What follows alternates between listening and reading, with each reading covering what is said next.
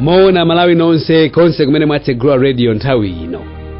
Kuchokera kuma studio Azinai, ndabweranso ndi Evangelist Yanko Malizani, pomwe akupitiriza kutiphunzitsa nkhani zokhuza coronavirus, network ya 5G, komanso lemba la chirombo, kuti kodi Bible likuti chani pa nkhani zimenezi. Dzina langa ndi John Mulimbika, bwanji tikhale limodzi.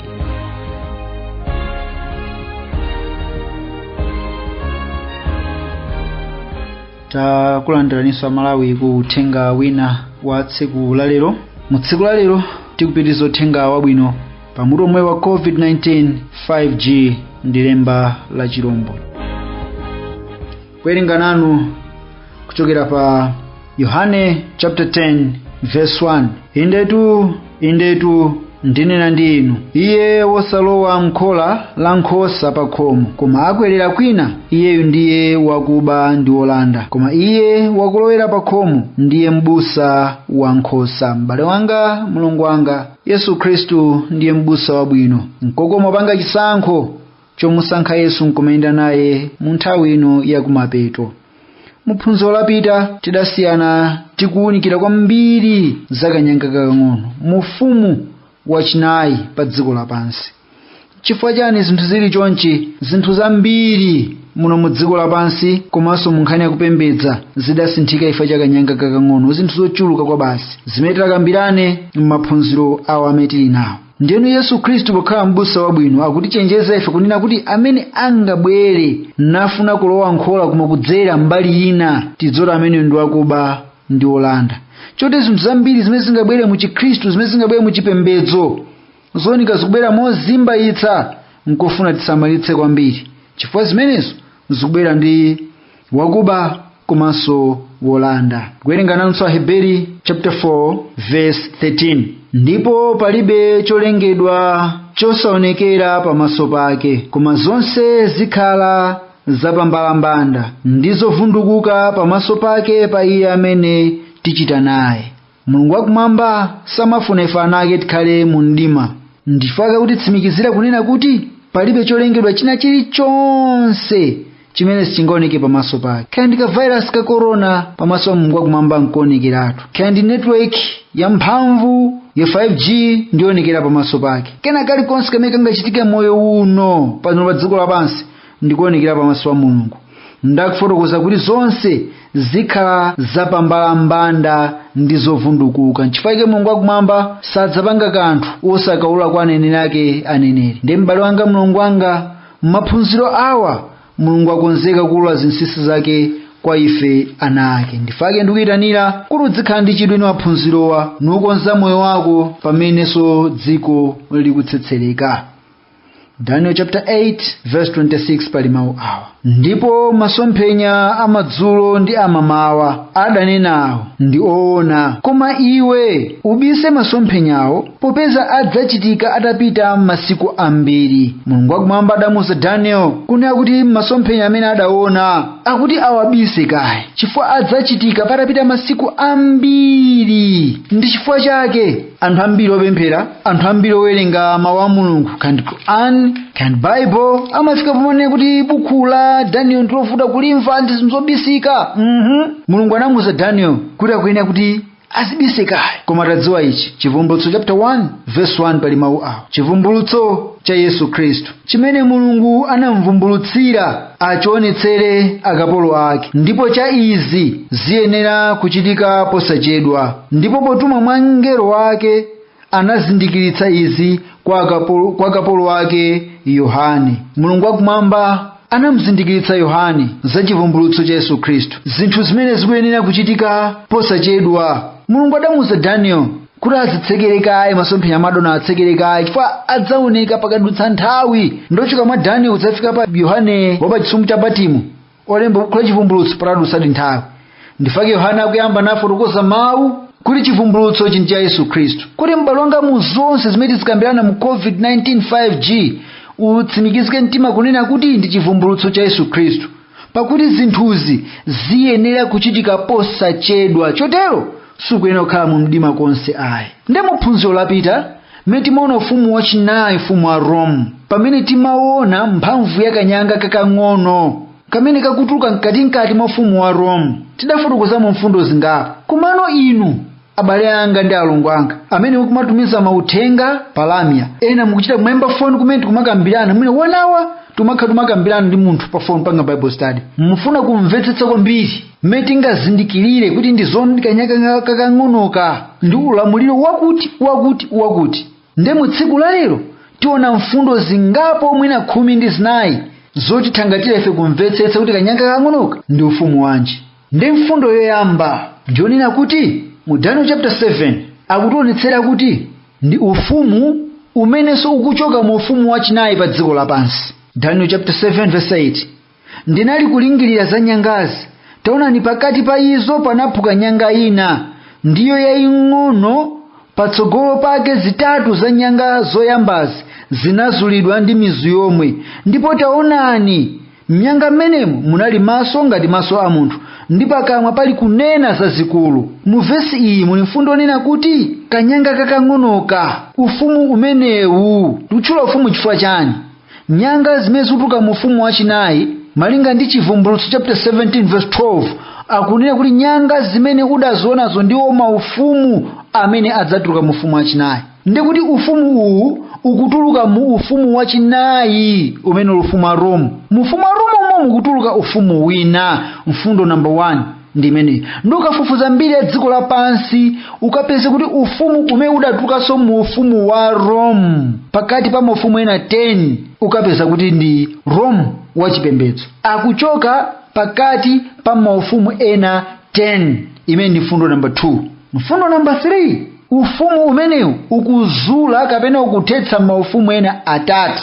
Chifukwa mu verse 8 imene tawerenga akufotokoza kuti patsogolo pa nyanga imeneyi zitatu za nyanga zoyambazi zinazulidwa. Pamene mphamvu ya ufumu wa Rome idambokula mphamvu, idapangitsa kuti maufumu ngati ma Vandals, ma Ostrogoths ndi ma Heruli azulidwe mphamvu zawo zisaonekenso, ndipo samapezekanso pa dziko lapansi kufikira lero lino. Ndi imeneyi ndi mfundo yachitatu, kuti ukafufuza pa dziko lapansi ndikupeza ufumu umene udapangitsa kuti maufumu ena atatu asowe ufumu umenewo. Mfundo number 4, ufumu umenewo ukuonekera kuti ukukhalapobe mpaka na nthawi yachiweruziro cha dziko lonse lapansi. Chapter 7 Daniel verse 9, ndinapenyerera mpaka anayikapo mipando yachifumu nikhalapo nkhalamba yakale lomwe, zovala zake zinali zambu ngati chipale chofewa, ndi tsitsi la pamutu pake ngati ubweya woyera. Mpando wachifumu unali malawi a moto ndi njinga zake moto woyaka. Mtsinje wa moto unayenda wotuluka pamaso pake, zikwi anamtumikira, ndi unyinji wosawerengeka unayima pamaso pake. Woweruza mlandu anakhalapo ndi mabuku anatsegulidwa. Mavesi awiri verse 9 ndi 10 akutionetsera kuti kanyanga kakang'ono mphamvu yake ulamuliro wake ukuonekera mpaka na kulumikizana ndi nthawi ya chiweruzo. Dziko lapansi likudutsa mu chiweruzo chofufuza. Dziko lapansi lidzafika kuonekera pamaso pa Mulungu wakumwamba aliyense payekha chiweruzo chidzachitika, kuonetsera kuti Yesu Khristu adzabwera kudzatenga anthu olungama. Mphamvu imeneyi ikadalamulirabe dziko lapansi. Mfundo ina imene tikuiona mfundo number 5, ulamuliro umenewu kanyanga kang'ono kamene kaka kakuonekera kuti kakuonekera mu zonse zochitika za pa dziko lapansi, m'mayiko onse a dziko lapansi. Tikudziwa bwanji?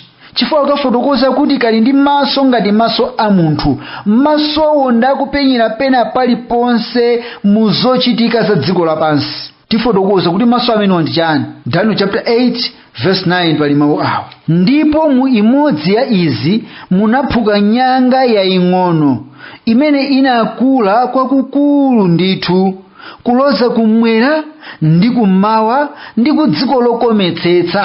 Nyangayi akuti mbali zonse za dziko lonse lapansi, kumwera, kummawa ndi ku dziko lokometsetsa, kwina kuli konse ikugunda ndi mphamvu zake. Maso akanyanga ang'ono akuona pena paliponse, mabungwe ambiri amene ali ku dziko lapansi lero abalanga mudziwe ichi ndi maso akanyanga kakang'ono. Kuli mabungwe ona zachuma, kuli mabungwe ona za thanzi, kuli mabungwe ona za maphunziro, kuli mabungwe ona za malonda, kuli mabungwe ona za mtendere ndi ufulu wa anthu pa dziko lapansi. Mudziwe kuti mabungwe amenewa mu zinthu zambiri ndi maso akanyanga kakang'ono. Ngakhenso mukapita ku nkhani za mafilimu ndi masewero osiyanasiyana, kanyanga kakang'ono maso ake anayikidwa kuti adziunikira zonse zochitika pakati pa ana a anthu. Mfundo zofunikira kuzidziwa nanga masiku anotsiriza. Mfundo number 6, kanyanga kakang'ono kakunena mwano kuchitira Mulungu wakumwamba. Daniel chapter 7 verse 25. Nidzanena mawu akutsutsana ndi wamwambamwamba, nidzalemetsa opatulika awa mmwambamwamba, nidzayesa kusintha nthawizo ndi chilamulo, ndipo adzaperekedwa mdzanja lake mpaka nthawi imodzi ndi nthawi zina ndi nthawi ya nusu.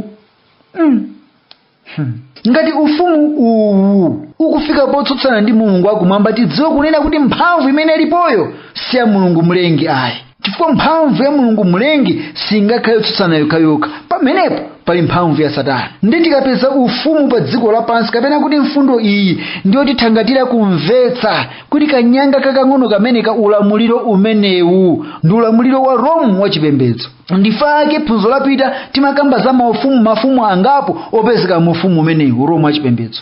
Mawu okhawo onena kuti Atate ndi mawu a Mulungu wakumwamba. Chifukwa Yesu amene amaphunzitsa pa Mateyu chapter 23 afotokoza kuti musamutchula wina aliyense Atate pakuti muli naye Atate mmodzi. M'bale wanga ukafufuza ndikupeza ufumu umene uli ndi mphamvu nkumati ukhoza kukhululukira machimo a munthu, dziwa kuti ufumuwo ukudzitenga ndikukhala m'malo a Mulungu mlengi. Chimenecho ndi chizindikiro chakuti zindikiritsa kunena kuti ndi zoonadi kanyanga kakang'onoka ndi ufumu wakuti. Imachita phokoso, kaufumu kauti nkaphokoso kwa basi. Chapter 7 verse 11. Pamenepo ndinapenyera chifukwa cha phokoso la mawu akulu idanena nyangayi. Akuti Daniel akuona m'masomphenya adaona nyanga ikunena ikupanga phokoso kwa basi kusokosera. Nditano zidampatsa chidwi nyanga ya mtundu wachopanga phokoso. Phokoso limeneli pa dziko lapansi lakhali kumveka, sizinaoneke.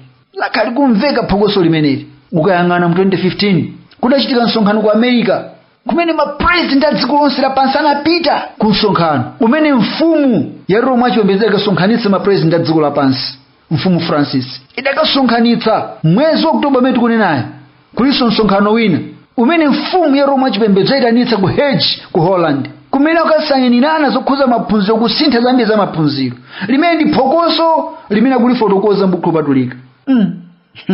Ndi zambiri m'bale wanga, koma izi ndizofuna uzindikira masiku anotsiriza. For Yesu Khristu akubwera posachedwapo mpano. Mfundo ina akuti kazazunza opatulika awa mmwambamwamba kuwalemetsa ndachita kuyikira nthawi. Akuti kadzazunza anthuwa okhulupirika nthawi imodzi ndi nthawi zina ndi nthawi ya nusu. Muzaka zokwana 1260 ukang'ana mbiri ya dziko lapansi ukapeza ndi ufumu umodzi wokha pa dziko lapansi umene unazunza anthu olungama, anthu okhulupirika. Mabaibulo samapezedwa ndi anthu ambayi, amakanda akuluakulu okhaokha achipembedzo. Munthu akampeza ndi baibulo amamugwira ndikamanga pa mtengo ndikumuotcha, kumponya ku mikango. Ukang'ana mbiri ya dziko lapansi ukapeza ndi ufumu umodzi wokha umene ukwaniritsa chimenechi kuyambira mu chaka cha 538 AD mpaka na 1798. Ndi ukatenga iwe cholemba chako ndikupanga masamu kutenga 1798 kuchotsera 538 AD ukapeza zaka ndendendende 1260 zimenenso kuchivumbulutso chapter 13 verse 5 akuzifotokoza ngati 42 months. Mulungu wakumwamba ngokhulupirika sadzachita kanthu osakolola kwa aneneri ake aneneri. Mfundo ine yofunikira ndipo mazunzo awamana achitika mu zaka za mdima izi achitikanso kutsogoloko. Ndifake Yesu adafotokoza ku Mateyu 24 verse 21 kuti pemphera, kwambira verse 20, pempherani kuti kuthawa kwanu kusakhale pa Sabata kapena pa tsiku kapena pa nyengo yachisanu, pakuti kuzakhala masautso akulu amene sanayambe akhalapo ndipo sadzakhalaponso. Akubwera masautso amene patsogolo pa COVID-19 akubwera. Tikamba zimenezi malinga ndi mawu a Mulungu. nyanga imeneyi ikusiyana ndi maufumu ena onse. Mfundo ina ndi imeneyi. Mfundo ina namba 10, idzesa kusintha nthawi ndi chilamulo. Kuyesa kusintha nthawi ndi chilamulo. Ma Greeks ndamana panga kalenda. Ma Romans anadzayikonzanso kawiri. Ndifake mukupezeka miyezi ngati July, Julius Caesar, Augustus Caesar, chifukwa ma Romans anadzayikonzanso kalenda. Mukuikonza kalenda adasintha weekly cycle. Bible limaphunzitsa kuti week imayamba kuyambira Sunday mpaka na Saturday. Koma ma Romans anayisintha ndikumayambira Monday mpaka na Sunday. Komanso kuyamba kwa nthawi adasintha. Ufumu wa Rome udasintha. Dziko lonse limadziwa kuti tsiku limatha ngati mwa usiku 12 o'clock. Ndikuyambanso tsiku lina ngati mwa usiku omwewo. Sizimamveka bwinobwino. Koma Mulungu pakulenga dziko lapansi, Genesis chapter 1 verse 5, ndipo kuwala ku Mulungu adakutcha usana, ndipo mdima Mulungu adawutcha usiku. Ndipo panali madzulo ndipo panali mawa tsiku loyamba. Kuchilengedwe Mulungu amationetsera kuti tsiku limatha dzuwa likamalowa, ndipo lina limayamba dzuwa likamakalowa. Ndimasangalala ndanzanga Chisilamu akamapanga Ramadan amatsatira zimenezi, chifukwa chimene malemba adanena. Koma pamenepa kanyanga kang'onoka ndi kamene kadasintha zimenezi. Ndokang'ana muchipembedzo mudasinthika zinthu zambiri zimene maphunziro titazione kuti ono ndi COVID-19 zikagwirana pati. Ndi lemba la chilombo zikagwirana pati. Cholinga m'bale wanga osakhale mu mdima umutsate Mulungu akumwamba masiku ano akumapeto. Mfundo ina namba 11 akuti kanyanga kazapondereza choonadi cha Mulungu akumwamba. Daniel chapter 8 verse 10. Kadzapondereza choonadi cha Mulungu akumwamba nikula kufikira khamu la kuthambo ndi zina za khamulo ndi za nyenyezi inazigwetsa pansi nizipondereza. Kanyanga kandi mphamvu yopondereza choonadi cha Mulungu akumwamba. Amapondereza choonadi cha Mulungu. Ndokadzapeza zimene balongo amaphunzira mala mapita kukapembedza kupeza zikusiyana ndi mawu a Mulungu, dziwa kuti kanyanga ang'ono kandi mphamvu kumeneko yakupondereza chilungamo cha Mulungu akumwamba. Kanyanga aka kamene ufumu umenewu uli ndi zinsinsi. Daniel chapter 8 verse 23. Ndipo potsiriza pake pa ufumu wawo atakwanira olakwa idzauka mfumu ya nkhope yaukali yakuzindikira zinsinsi. Pamenepo akuti idzauka mfumu tukamba za ufumu wachinayi pa dziko, ufumu wa Rome mene muli magawo awiri, Rome wachikunja wandale ndi Rome wachipembedzo. Ndipo kamba za kanyanga kang'ono malinga ndi malembawa ndiko khako kamene kakukwaniritsa mfundo zimene Bible likupereka kuti kanyanga kang'onoko ndi Rome wachipembedzo. Komanso kali ndi mphamvu yayikulu kwa basi. Verse 24 chapter 8 Daniel verse 24. Ndi mphamvu yake idzakhala yayikulu. Mphamvu ya kanyangako idzakhala yayikulu kuti mpaka na mapresident a dziko lonse lapansi akhoza kupita ndi kugwadira. Koma si mphamvu yake ayi. Chivumbutso 13 verse 2. Ndipo chinjoka chidatenga mphamvu zake, ulamuliro wake ndi mpando wake ndukasiya mu ufumu umenewu. Si mphamvu yake ayi. Nidzaononga modabwiza, nidzakuzika ndi kuchita ndi kuononga amphamvuwo ndi anthu opatulika, kuononga anthu opatulikawo metawerengera kuti mu Dark Ages anthu olungama adaphedwa. Ndi mphamvu yokhayi ufumu okhawo ukwaniritsa zinthu zimenezi, palibenso winayi. Adolf Hitler sakukwanira, Mussolini sakukwanira, Saddam Hussein sakukwanira, Idi Amin sakukwanira. Ndi ufumu okhawu Roma achipembedzo amakwanira amenepa. Yehova tithangate papezano ndi masiku otsiriza. Komanso chapter 8 verse 25 pali mfundo ina. Ndipo mwakuchenjera kwake adzapindulitsa chinyengo mdzanja mwake. My. Malemba kufutuzo kanyanga kakuti ndi kuchenjera kwake adzapindulitsa chinyengo mdzanja mwake. M'bale wanga, ngati kuli chinthu china chimene malemba adafotokoza kuti nchochenjera kwambiri ndi njoka. Genesis chapter 3 verse 1. Ndipo njoka inali yochenjera kuposa zamoyo zonse. Kuchokera mwa njoka munabwera chinyengo. Chifukwa adakamunyenga Hava kunena kuti kufa simudzafa ayi, koma adziwa Mulungu kuti mudzafanana naye. Ndikuchenjera kunena apa ndi kwa njoka kumwe kuja.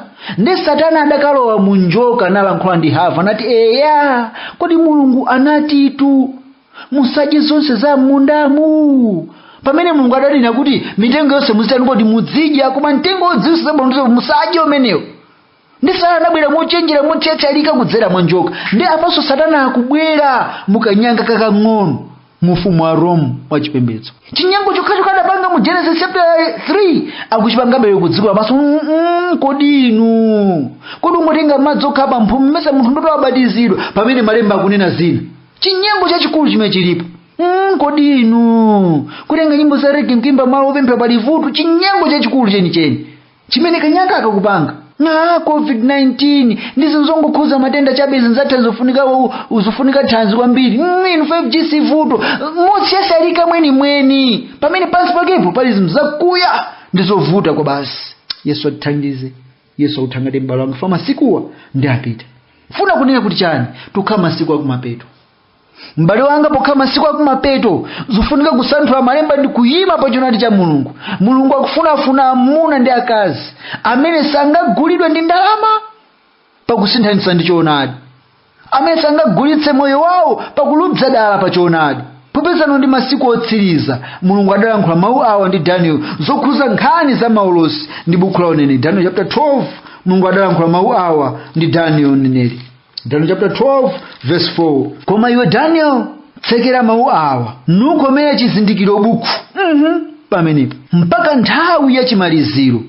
Ambiri adzathamanga chauko ndi chauko ndi chidziwitso chidzachuluka. Lero kaliyang'ana dziko lapansi m'bale wanga anthu ali busy. Ukapita pa intaneti kufukula izi maphunziro anthu kulimbikitsa zambiri zimene zikuchitika, anthu kuthamanga chauko ndiko kufunafuna kudziwa chilungamo cha Mulungu, kufunafuna kupititsa moyo patsogolo. Koma Mulungu adamuwuza Daniel kuti Daniel, zimene ndakuwuza m'buku la chivumbulutso, ndakuwuza za mkango monga ufumu wa Babulo, ndakuwuza za chimbalangondo monga ufumu wa Medo Peresi, ndakuwuza za nyalugwe monga ufumu wa Helene, ndakuwuza chilombo chokanyanga 10 monga ufumu wa Rome, ndakuwuza kanyanga kakang'ono. Zimenezi izi komera chizindikiro, zisunge, zibise seal these things kufikira mpaka na chimaliziro. Ndi m'bale wanga chimaliziro chafika tsopano, zinthu izi zikuyenera kukhala pa mbalambanda. Chimaliziro chafika tsopano, zinthu izi zikuyenera kukhala pa mbalambanda. Nditamva zimene Mulungu akumwamba adalankhula zokhuza nthawi yakumapeto. Chivumbulutso chapter 22 verse 10. Chivumbulutso chapter 22 verse 10. Ndipo ananena ndi ine, usasindikize chizindikiro mawu a chinenero cha buku ili, pakuti nthawi yayandikira. Haleluya. M'bale wanga chapter chomalizira m'buku lopatulika, Chivumbulutso chapter 22 verse 10. Mulungu akumuwuza Yohane kuti usasindikiza chizindikiro muzolembera izi. Usazitseke. Pamene Daniel adamuwuza kuti tsekera zimenezi, ndi kuchivumbulutso akumuwuza Yohane kuti usatseke zimenezi, zisiye zikhale pa mbalambanda. Chifukwa chani? Nthawi yayandikira. Chapter 1 akunena kuti verse 1, zinthu izi chivumbulutso cha Yesu Khristu cha zinthu zimene zikuyenera kuchitika posachedwa pompa. Tawerenga kwa Hebrew chapter 4 verse 13 kuti palibe cholengedwa chosaonekera pamaso pake, koma zonse zikhala za pambalambanda ndi zovundukuka pamaso pake pa iye amene tichita naye. Zonse Mulungu akuzika pambalambanda nthawi yakumapeto. Ndi palibe kubisa. Anthu tikuyenera kuwerenga malemba ndi kumvetsa za COVID-19, tikuyenera kuwerenga malemba ndi kumvetsa za 5G. Nchifukwa chani dziko lonse likutsekedwa? Pamene ukatenga ndandanda wa anthu amene akugwidwa ndi matenda amene pa dziko lapansi, udzapeza kuti zikumvetsa chisoni kuti nchifukwa chani anga mpaka na mayiko akutsekedwa chonchi. Zikumvetsa chisoni chifukwa mu zinthu zake zochitika ndi ndandanda amene ulili zikhala zosiyana kwa basi, zikhala zosiyana. M'bale wanga ndimafuna mungoona zimene panopo dziko lapansi latulutsira ndondomeko anthu odwala matenda COVID-19. Chiwerengero cha anthu pa dziko lapansi nchochuluka kwambiri, ni mabiliyoni. Koma anthu amene agwidwa ndi matenda amenewo ndi 24.8 million pa dziko lonse lapansi. 24.8 million. Anthu amene achira ndi matenda amenewa ndi 16.2 million. Ndi percentage yanji imeneyo pafupifupi 3/4. Ndeni mafuna muone dziko lokhala ndi anthu mabiliyoni amene agwidwa ndi matenda ndi 24.8 million, ochira 16.2 million. Chotsekera dziko lonse lapansi ndi chani? Chotsekera dziko lonse lapansi ndi chani? Chifukwa 24.8 million ndi Malawi mwina ndika dziko kena, half ya kadziko kena ku dziko lonse lapansi. Nchifukwa chani mantha akukula ku dziko lonse lapansi? Zolengeza zimene zikumamveka kuti nzobweretsa mantha. Cholinga munthu akhale ndi mantha kumeneku ndi kuchenjera kwa kanyanga kakang'ono. Munga njoka mu Genesis chapter 3 limene ndi phokoso la kanyanga kakang'ono. amene ndi maso akanyanga kakang'ono akuwunikira pena paliponse kufuna kubweretsa anthu onse pamodzi. M'bale wanga, dziko likumene kukupitako kukubwera ndalama imodzi, dziko likumene kukupitako kukubwera ulamuliro umodzi, dziko likumene kukupitako kukubwera tsiku lapembedza limodzi, ndipo chikhala chikakamizo. Mukayang'ana amene akumalengeza zokhuza matenda a COVID-19, miyezi ingapo yadutsa aya mafotokoza kuti vaccine akabwera matenda adzachepa. Koma wiki yomweyi cham'ma 20 something August kani pa 26 27 anatulutsanso uthenga onena kuti vaccine sakuthetsa COVID-19. Ndipo kuti moyo uno usinthanso subwerenso monga mmene unalili. Zinthu zosokonekera pa dziko la Yesu Khristu akubwerapo mpano. Ndimafuna m'bale wanga uzindikire chinthu ichi, kunena kuti Mulungu wakumwamba pakuletsa mavuto ndi mphamvu yake. Chivumbulutso chapter 7 verse 1 pali mawu awo. Zitatha izi ndinaona angelo anayi ali nkuyimirira pa ngodya zinayi za dziko, akugwira mphepo zinayi za dziko kuti ingawombe mphepo pa dziko kapena pa nyanja kapena pa mtengo uliwonse. M'bale wanga, dzoti kwa nthawi yayitali Mulungu watuma angelo nagwira mphepo zinayi za dziko, kumpoto, kumwera, kumawa, kumadzulo. Angelo gwira mphepo zinayi kwa nthawi yayitali kuti mavuto asawombe pa dziko lapansi. Koma mmene mavuto amba kuomba chonchi, ine ndikutsimikizika mtima kuti angelo amba kusiya mphepo zinayi pang'ono-pang'ono, ndipo mavuto ayenera kuomba. Zisanafike pa chindende, m'bale wanga, Yesu akuyitana. Chemwali Yesu akuyitanani. Ndikumaliza ndilemba ili, Chivumbulutso chapter 3 verse 20. Taona ndayima pa khomo ndigogoda, wina akamva mawu anga nakatsegula pa khomo, ndidzalowa kwa iye ndipo ndidzadya naye, ndi iye ndi ine. M'bale wanga, Yesu wayima pa khomo pa mtima pako akugogoda. Ndikudziwa wina amene ukumva uthenga uwu ukudziweruza mu mtima, wina amene ukumva uthenga uwu ukupanga chisankho chomwe mayenda naye Yesu Khristu. Ndikuyitana kwa Yesu Khristu m'bale wanga, chifukwa mphamvu zonse kumwamba ndi dziko lapansi zidapatsidwa kwa Yesu Khristu. Ndi Yesu wayima akugogoda. Chonde m'bale wanga, mulongo wanga, mayi wanga, agogo wanga, chemwali mulandireni Yesu akhale mbuye ndi mpulumutsi wa moyo wanu, kuti moyo uno umene tikuyenda, mmene tikuyang'aniza ndi kudza kwa Yesu Khristu, mmene kanyanga kakang'ono kopangapanga matukutuku osiyanasiyana nikaonetsera ntchito zake, moyo wako usungike m'manja mwa Yesu Khristu. Chifukwa cha ubwino wa nthawi, bwanji tisiyane pamenepa. Evangelist yankomalizana abwerenso sabata yamawa kupitiriza kufotokozera nkhani zimenezi. Koma kumbukirani kuti mwawi ulipo wokuti mukhoza kuchita ndemanga zanu komanso kufunsa mafunso pa zomwe mwamva mu program imeneyi pochaya lamya kapena kutumiza text message kapenanso kutumiza uthenga wa pa WhatsApp pa 0925 614 147 0925 614 147 kapena 0821 769 323 0821 769 323. Ndiyamikire kuti inu munali pamenepo kumvetsera programu iyi ndi chidwi. Kumbukirani kuti sabata yamawa tibwerenso pompano pa wireless yanu yapamwamba. Ndiyamikire mzanga pamakinapo Limiron Limala kuchokera ku Els Studio. Ine ndi John Mulimbika kuchokera ku studio azinayi. Mwakoma nonse, pitizani kumvera ma program otsatirawa. Ndapita.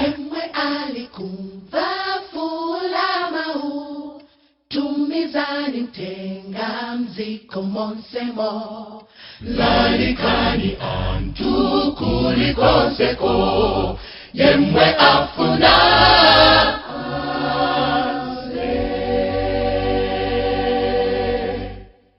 omwe afuna uzaza chimwemwe mdambo ndi mpiri atate okonda itanase omwe afuna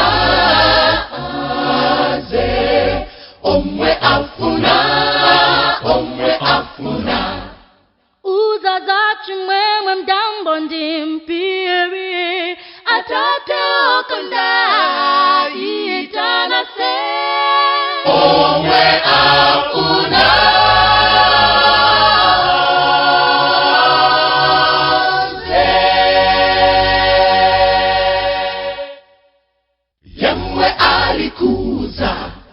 asachedwe pakombo paseguka lowa msanga Yesu ndiye njia ya kuona yemwe afuna